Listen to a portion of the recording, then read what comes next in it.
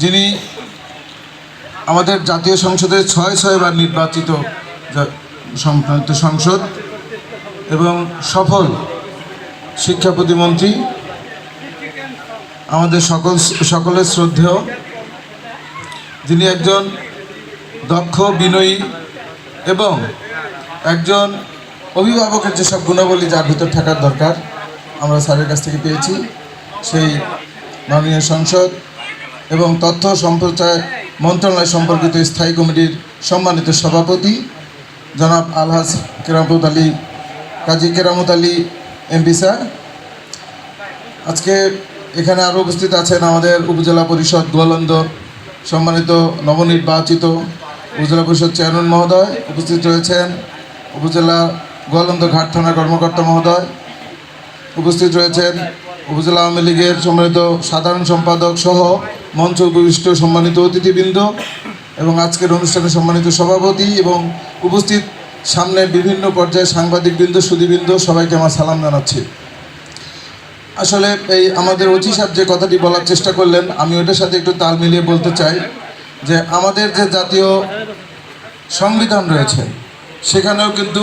আপনাদের অধিকার সম্পর্কে স্পষ্টভাবে বলা আছে। সেখানে আর্টিকেল 39-এ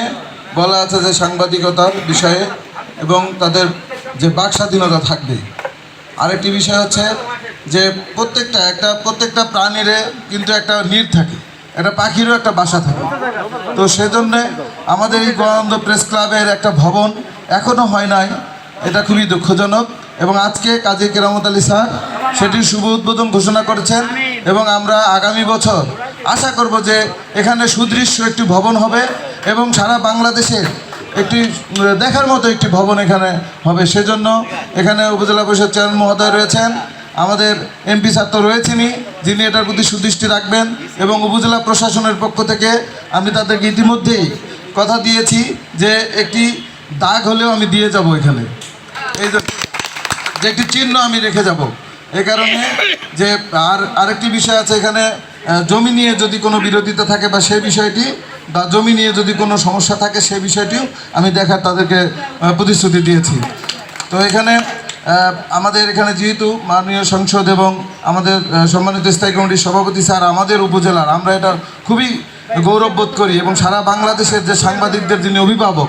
তিনি হচ্ছে আমাদের উপজেলার এমপি, এর চেয়ে গর্বের কিন্তু আর হতে পারে না। এবং আগামী প্রজন্মকে সঠিকভাবে নির্দেশনা দেওয়ার জন্য এবং তাদেরকে সঠিক পথে পরিচালনা করার জন্য এবং সাংবাদিকতা পেশা যে একটি সাহসী পেশা, একটি দক্ষ পেশা, সেটি